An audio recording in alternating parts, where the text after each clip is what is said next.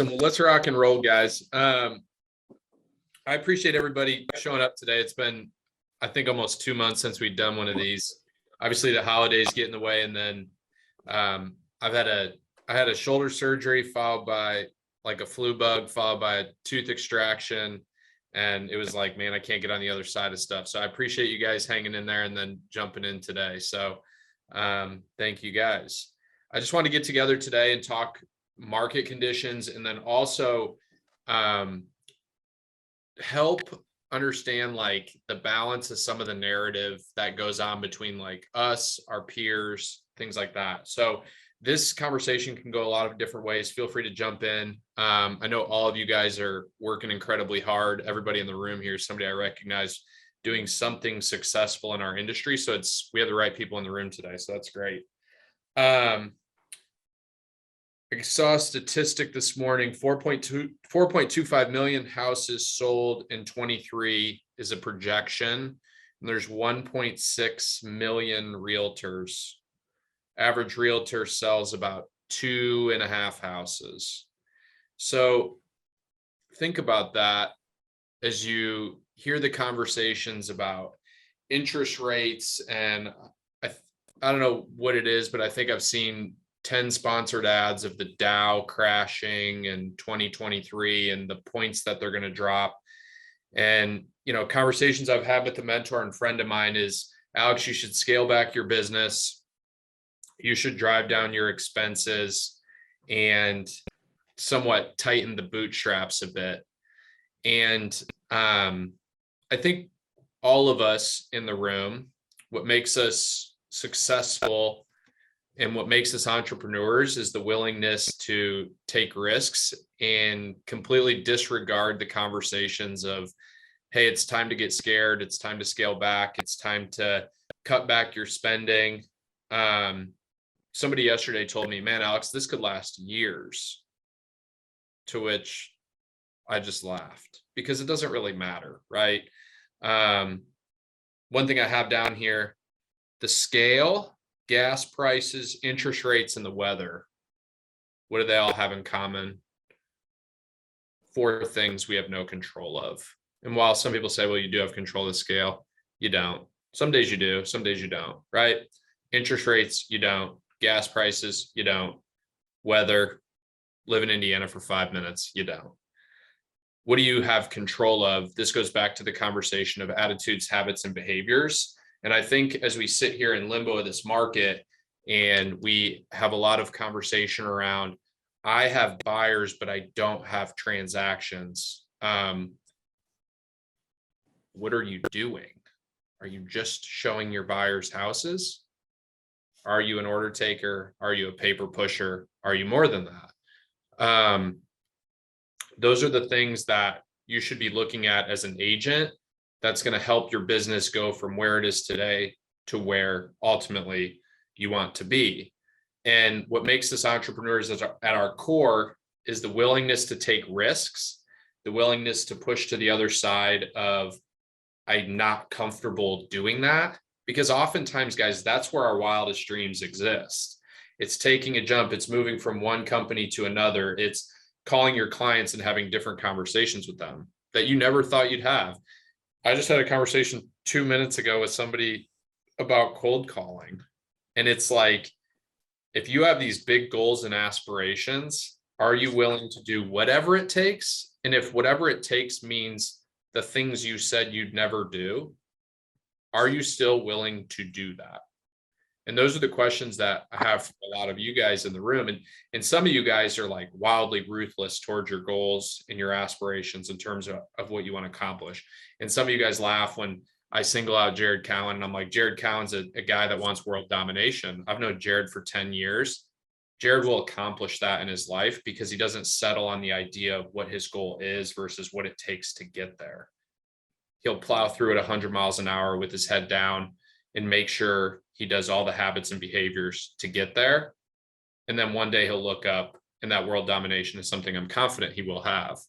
So for you guys, like, let's talk about this. What are you guys experiencing in the market? And then how are you combating and how are you controlling the narrative around it to work through some of those hurdles that you exist? that you're facing.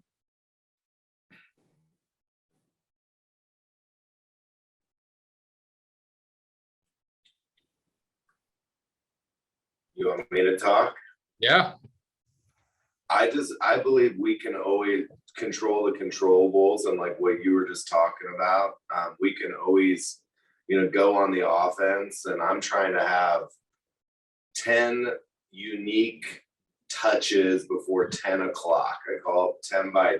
So, and I'm trying to get at least 2 appointments per week. I know I'm probably going to go on 4 vacation weeks, spring break, fall break, whatever it may be. But I'm just like writing down the numbers that if I can get, a total of 48 weeks where I'm on and I'm actually meeting with a buyer or a seller or maybe someone that's going to refer me business, and say 48, half of those people do something. I mean, that's 48 transactions right there. I think you add all those 96 people to your database. So I think it's just one step, one day at a time, instead of looking at these crazy goals. Because I still think procreation's always going to happen. People are always keeping up with the Joneses, and they're always going to want to move. So, but as far as the market's concerned, I think a lot of people are complaining about it. And I think that's not who we are. We're kicking ass right now. Yeah. So, I have a quote here. I saw it on Instagram about 3 minutes before this started. I took a screenshot of it. I think it's exactly aligned with what you just said. It's easy to overestimate what you can do in a short term it's easy to overestimate what you can do in a short term and underestimate what you can do in a long term. Focus on the process of going to bed better than you wake up. Little by little, a little becomes a lot. It's those traditional daily habits that you do every single day. So Drew, like setting 2 appointments a week for 48 weeks sounds easier and more attainable than I need to get to 96 appointments this year. 96 appointments becomes incredibly overwhelming when you get to May and you're at like 12 appointments. You start going, well, can I do 96 appointments? And so one thing I wrote down here, based on how you look at our year. So I always track my year. I start and I say December is my selling cycle for the next year. So I always shut my year off at 11/31 and say, like right now, I've calculated that we're 84 days into the year. Okay, today's the 84th day.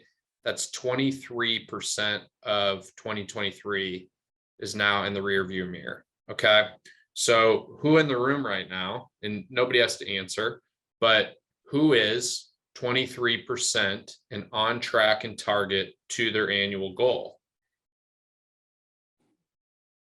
I am not even close. And I think there's a lot of people in this room that would say the same thing. And so a big part of that becomes like, how much of that is market driven?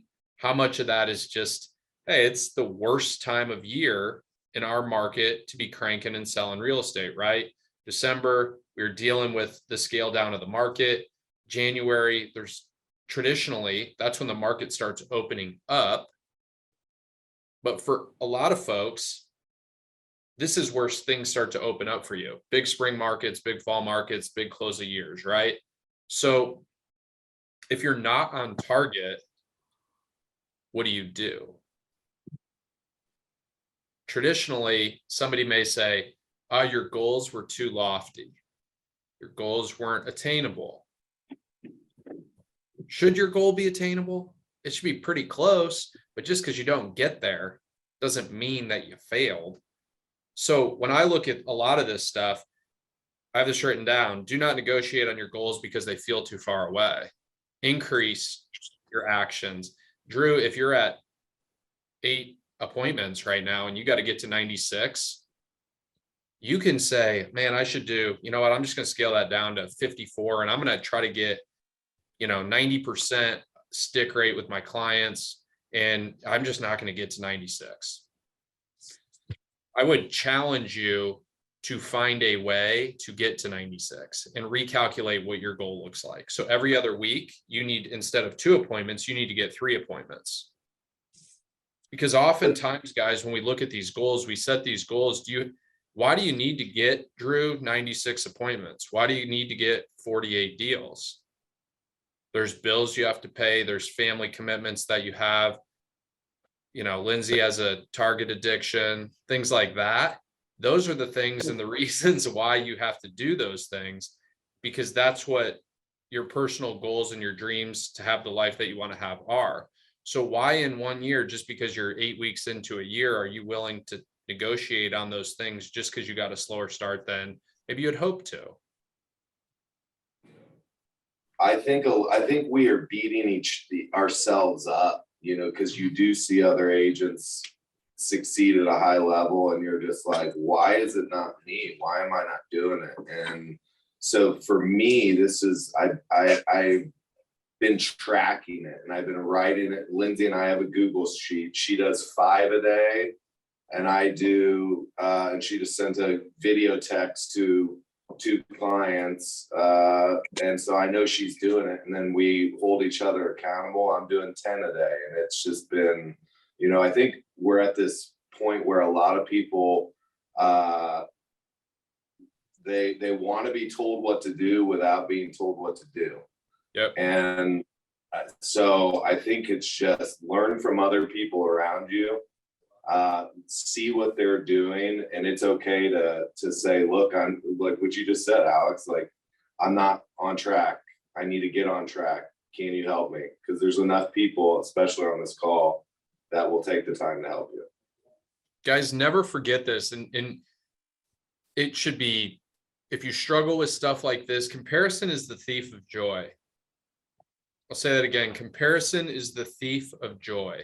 So when you wake up every day and you open up your Instagram and somebody's posting a video about all these sales that they have and all this unbelievable vacation, or man, the fittest body in the world, or the happiest life at home.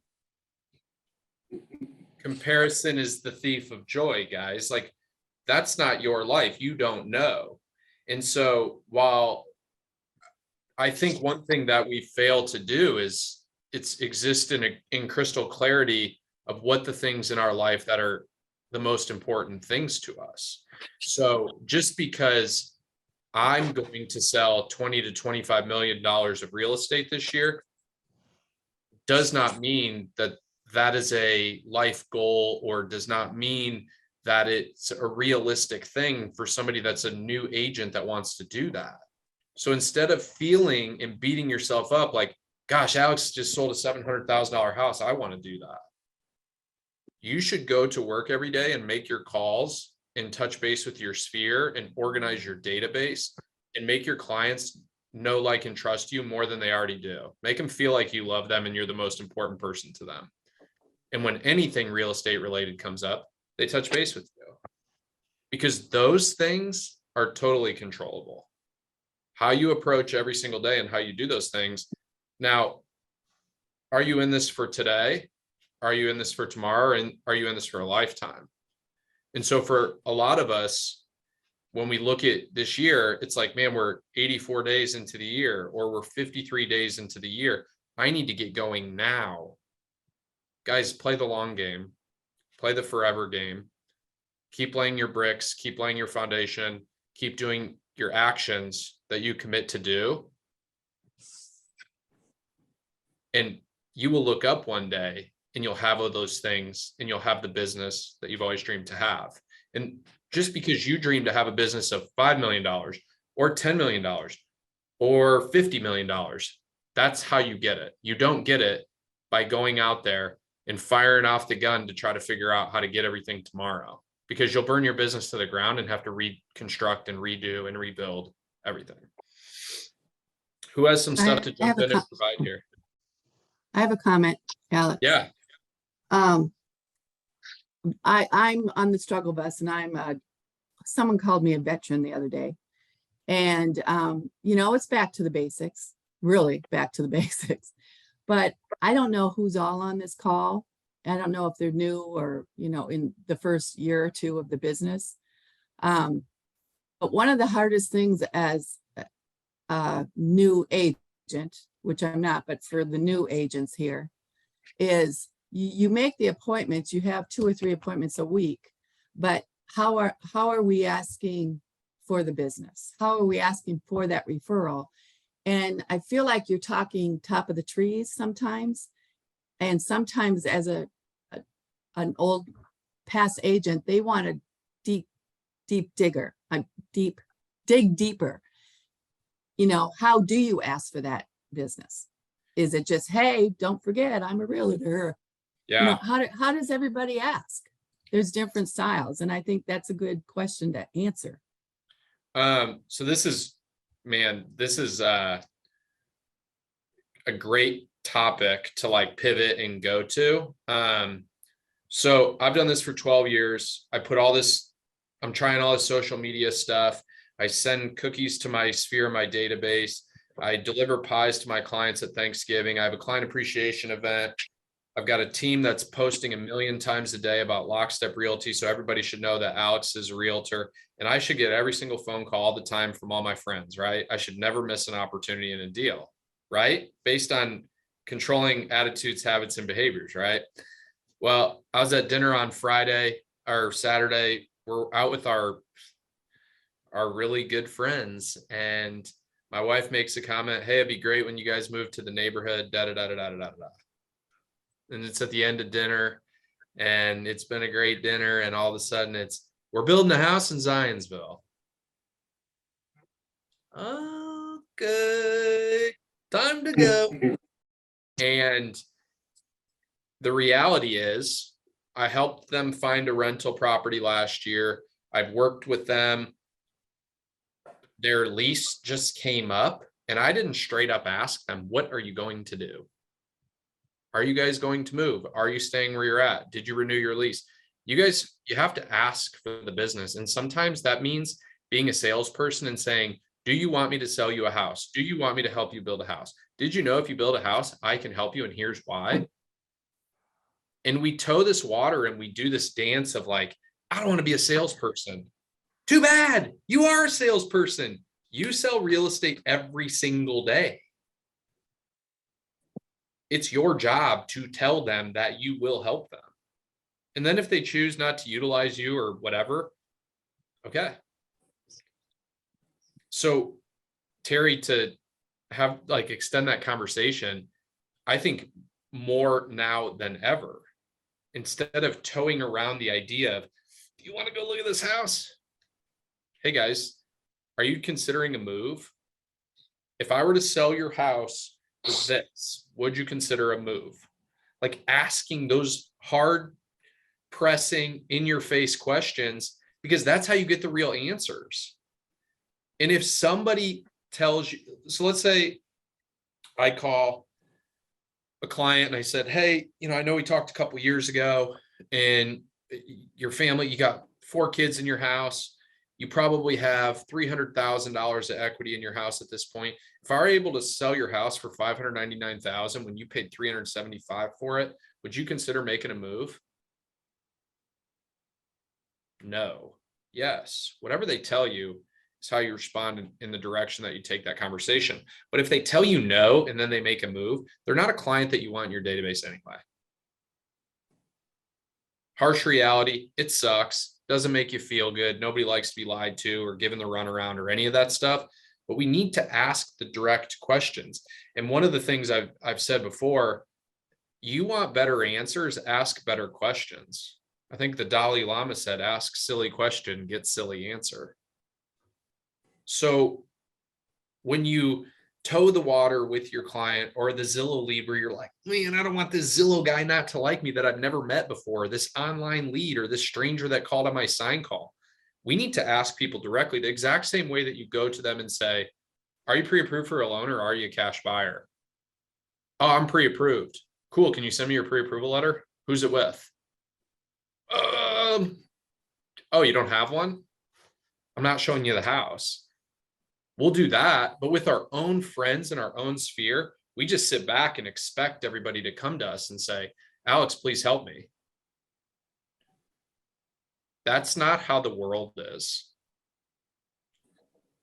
We are at our core, and how the market has trained people right now. You got to get what's yours as a buyer. That's how they feel. If I don't do this now, I won't be able to do it. If I don't jump at the opportunity, there's not enough time to call my agent. Plus, I can get a better deal with this guy. And what's crazy is I know my team, and I know I've picked up those opportunities a million times. I bet you I picked up over 100 transactions in the 10 years I've done this, just by being the available guy that just happens to be there. I can't get a hold of my realtor. Jared got a deal 2 years ago. I've called my realtor 3 times. I think they're out of town. I have no idea. Will you just write the contract for me? He said, yeah, I'll do that. Calls me up and says, what's the risk? I said, procuring cause if the agent calls you. Agent never called. Poof, vanish. Woo. Vacation forever. I don't know. But we expect them to keep going. Hey, do you want me to, can I help you? Can I help you? Can you help me? Can you help me? We have to be comfortable having those conversations and just going right at it. John Murphy jokes and he says it's called, he jokes and says it's when Alex puts a buyer in a headlock and says, are we doing this or are we not? And that's that ambiguity that we dance around, but then we never have any knowledge or any control of our business. So you get up every day and you go, well, I don't know where my next check's coming from. Are you on track to hit your goals? You're like, I don't know, kinda, maybe. This one guy told me he might want to list with me. When's the last time you talked to him? 3 months ago? Pending sign in the yard. Shoot. Right? What else, guys? What are other things that you're experiencing, or what are things that we can have a conversation with to kind of help with those emotional, that uncertainty, or just kind of tone around with what the market is?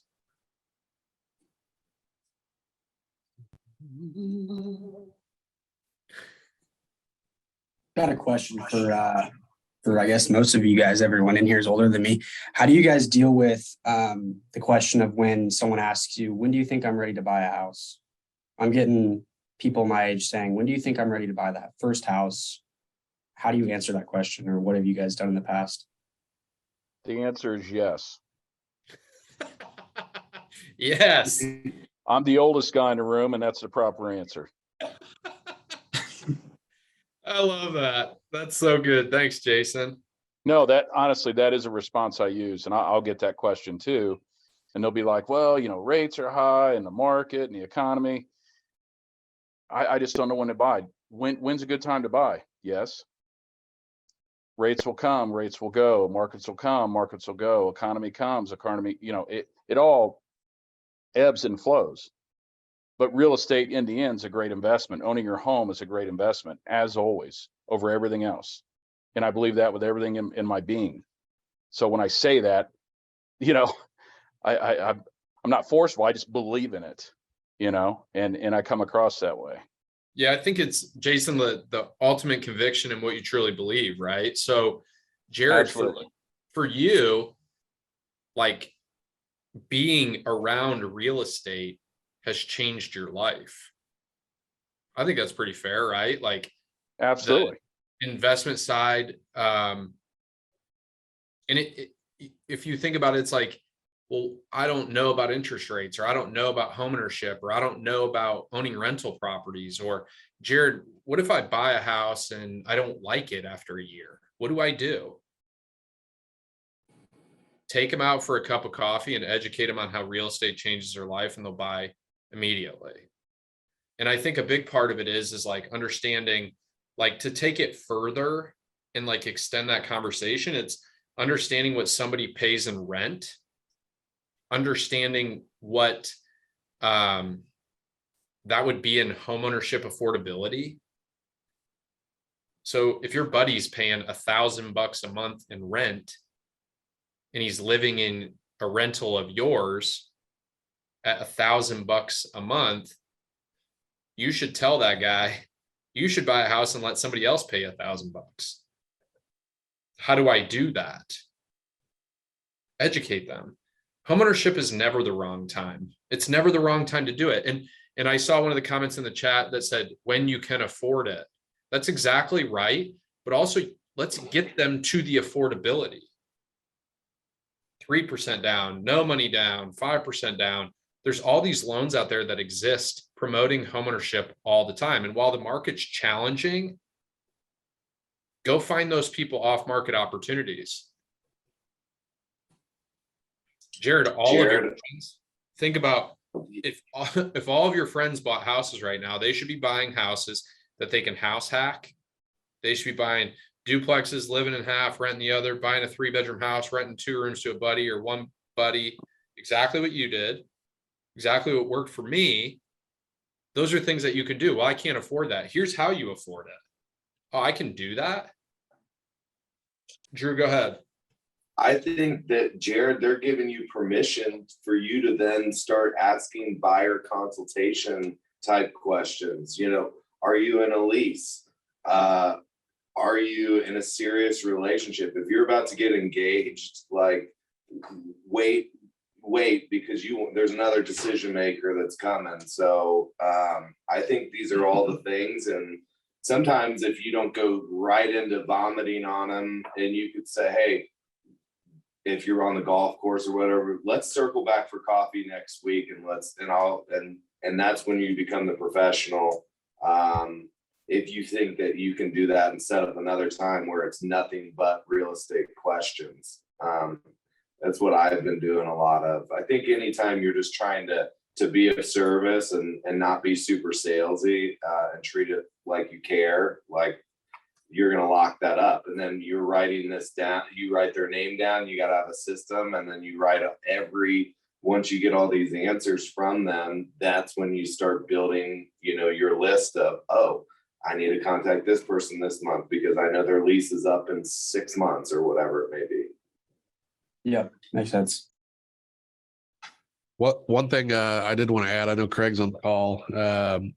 It's a little different because more established, a little bit older, but he had friends who were asking him questions about, what should I sell my house for, this and that, and then he had the opportunity to come in not as a friend, but he's like, I want to show them how professional I am, how we are as a team, how X, Y, and Z. So it's kind of that bridge between friends. Hey, we're drinking buddies, we go out for drinks, whatever, to, hey, I'm not just your friend who's a realtor. Here's everything that we do. And I know that, Craig, I don't know if you can chat to that, but I know that was huge when it came to Cleary Trace for you, getting that step in the right direction. Yeah, it was, again, this was never a risk of me not getting the deal. It was more of a, just showing them what I do every day and the professionalism our team and that brings, that makes the difference. So I'm not just their goofy friend that has a license so they have to use me. It's, like they see what's behind me and how we do things, and that it speaks volumes. So a couple additional notes. Terry, you had put in the Does that chat work? referring to a financial advisor. Guys, I think one of the best things that you can do for people that are unsure or uncertain to help people move in a direction that they want to go, to feel more comfortable and to move faster and to move more efficiently, is aligning yourself with the correct professionals to do some of the work for you. So Jared, you're getting to an age where it would be beneficial to have that strong relationship with a financial advisor to say, hey, look, I'm not going to dig into your money unless you're comfortable putting it on the table in front of me and saying, I have this much cash available to purchase a home, or I have this much money available to purchase a home. But can somebody mute that mic? But those are the things to say, hey, I met with a financial advisor that Jared provided to me. I can do this. What it helps prevent too is getting under contract with a buyer or getting a buyer in a position to buy a home. And then all of a sudden getting unbelievable cold feet to go, oh my gosh, I can't believe what I'm doing. My dad or my mom told me this is a bad idea. And they've lived in the same house that they've owned since 1972. It's a different world. There's different information and it's a different time. And for people at your age, Jared, if you can get those people into houses early and often, you're going to create an unbelievable flywheel of opportunity. Buyers buying a house, then finding a spouse or moving up, buying other investment properties. And you got an opportunity to put people in maybe 7, 8, 10 transactions in a lifetime because it's the best thing for them. Not because it's the best thing for you. It's a great thing for you. But you should have no problem telling them, guys, this is a no-brainer. And then finding the house for them. Hey, this is an awesome house in Broad Ripple. It's got 3 bedrooms, 2 full baths, and a finished basement. You could blow this thing out, and this would be a home run. If you believe it with ultimate conviction, you should tell them that. It's part of being a good business person, a good friend, all those things. Anybody have anything else? I kind of refer myself as the man. When, you know, I've had clients for years, and regardless of what questions they have or what they're looking to do, hey, I'm looking at putting a patio on the home. They reach out. Jason, I know you got a guy. Who should we call? Whether it's financial planning, insurance, repairs, upgrades, I'm the man. I'm the guy they reach out to. And it has nothing to do with really real estate. Like, I'm not, you know, this isn't something that's today money, but it's tomorrow money. I become the person they look to for anything and everything. I mean, crazy stuff, even doctor, you know, what doctor, you know, do you go to? What's a good pediatrician? What, you name it. But if you bring that value to your people, not only will they refer and be repeat clients, I call it the spillover effect. I mean, it just spills over to their friends. It spills over to their family. It spills over. I am a value to them, and they respect me and they appreciate me. And some of them have never bought a home with me, and I do. You know, I'm connected to them and doing these things. But when that time comes, guess what? God, you've helped me all those times. I'm so excited. I finally get to buy a house. You know, it's those things. But being of value to, and honestly, I enjoy it just in general as a person. I like helping people. I wake up every morning feeling good about that I'm going to help someone today, or I helped, you know, so-and-so yesterday, or what have you. It's being a good human being overall, but it's also helping my business and growing my business. In addition to growing your business, you're growing others' businesses that support you. That is a huge addition.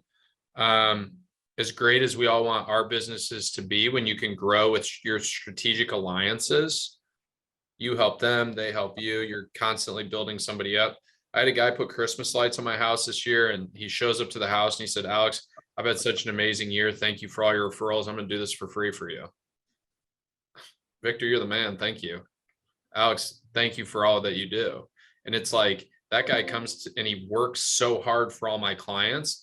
And so it's crazy. Then I go meet somebody and I'm at a party or I'm doing something with friends, and it's like, yeah, Victor came to my house. I'm like, how did you hear about him? This client that you have gave him to me. Alex, you give him all this stuff. I'm like, man, I've never even met you. But it feels like you have this inner-bound connection. So when they do go to move, you're who they think of without even hardly knowing you.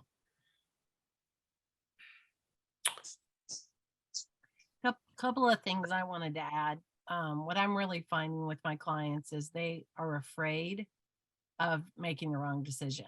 So whether, you know, they put money in their house or projecting out, like, should we sell and downsize, or, you know, they're just afraid. And I think having those conversations, I've just been calling past clients in my sphere to just be that voice of calm and reality, and that, you know, because we all are inundated with the media. And, you know, I'm just always reminding them, you know, Indiana is pretty solid. People move here because it's affordable. You know, I think that I've just found that, like, that reconnection with clients to calm them has been huge. And I've gotten a few referrals from it. And then I think a couple of things I want to say. There's a really great group on Facebook called Millionaire Mindset. that I share with a lot of my younger clients, because I do think we're a society a lot of keeping up with the Joneses and going into debt. And I'm always about, debt that's going to make you money. And that it's just a group, it's a blog basically, but it's a lot of really great ideas about getting into real estate and how positive real estate can be in your life and sacrificing for real estate. So, and myself personally, I tell a lot of stories because my own personal story was I was a single mom, could have never afforded a house, but I worked when I finally could qualify. I worked 3 jobs for 2 years to make that mortgage payment. And so I just, there's a lot of single parents out here who think they can't do it and they can. And I think that, just tell those great success stories that you've had in your career, because I have several with clients that have, doubled their net worth through real estate, just buying right and selling right in the home they live in. So, and one other thing that I have been thinking about doing for years, I used to do it, but I finally did it again, is I started a finance group for women, young and old. Like I got women in their 20 and I got women in their 70, but I'm having speakers come in and talk to us about anything financial. And it's already grown. I started with about 10 and I have like 20 in there now. So Amazing. I think it's, and we talk about things we don't understand. And so I'm just bringing like insurance, lenders, title companies, a stock person, everything I can, because I think, again, it's about education and calming the fears of what is going on in the economy. So. Yeah, so there's so much incredible information in there, and kudos to you for that group that you're put together. That type of stuff does change people's lives. So that is incredible. I think the one thing you said about fear, like it's insane. Somebody sent me 3 articles yesterday. They're like, read these, don't do this, don't buy that, don't spend money on this. And I was like, I'm not even reading this. I'm not reading it because I know you're being a fear monger. And while I could read that and learn something from it and get educated from it, that's great. I'm pretty bullish on the market right now from a lot of perspectives. Like we're getting multiple offers, but buyers are getting some flexibility to negotiate a little bit. Like they're still getting stuff. It's not what it was last year. And so I think sitting down with your clients, like Luana just said, and like, what are you really afraid of? Well, I'm afraid of the market doing this. Well, you put money in the stock market every day from a 401k that your job has. Oh, I never thought of that, right? It's like taking the time with your client to truly educate and ask the questions to find out why there is a fear. Oh, my parents bought a house in 2008 and then the market crashed. Oh, okay, that's why you're afraid. Okay, let's look at this. If you're a young professional, let's buy something that has a couple options. One, you can live in longer. If you're 25 years old and you think you're going to get married and have kids in your future, get something with 3 bedrooms instead of 2 bedrooms, a little bit of extra square footage that you can grow into. Also, if you want to move, can you take out a home equity line on the house and then go buy something else and keep your home as a rental? People are going to go, what does that mean? And then you get to say, let me help you and I'll help you understand. I really think it's a great time for you to look into this. And here's why. I just got $1,750 a month for a 2-bedroom, 1-bath, 1,000 square foot, single family home. That person could afford somewhere in the ballpark with a probably 10% down payment of a $350,000 house. $1,750 a month, $21,000 a year in a rental. Now, maybe that's a good investment for them because there's a short-term position that they're looking into, but that $21,000 never comes back. No equity in that. And those are stories that you get to tell people every single day. And if you don't have the stories, ask somebody who does. Jason Hoffman has 1 million stories. Luana just said she's got tons of stories that she tells all day long. I'm a storyteller for a living. I love it because the stories that I tell are the stories about how my life's been changed, how real estate's done that for me. But those stories are how you're going to take your client who has the fear or the uncertainty. If somebody asks me right now, is it a good time to buy? I will say I bought multiple houses in 2023 as investment properties. I believe it. That's ultimate conviction. And that's what helps your peers or those around you that are asking the questions or who are unsure feel better, feel more stable, trust you. And then it's your job to put them in the right position. And then they get to tell those stories to their friends and their family and on your social media page, in your Google reviews. And they scream from the mountaintops about how you're a rock star. Guys, this was fun. I'll close it out with a little quote I have. I've used this quote before, and I think it's indicative of the times right now. Good times create weak people. Weak people create bad times. Bad times create strong people. Strong people create good times. If you're in here and you're working and you're grinding, you're a strong person creating good times for yourself. Keep it up. Keep at it. We'll see you guys in a couple weeks.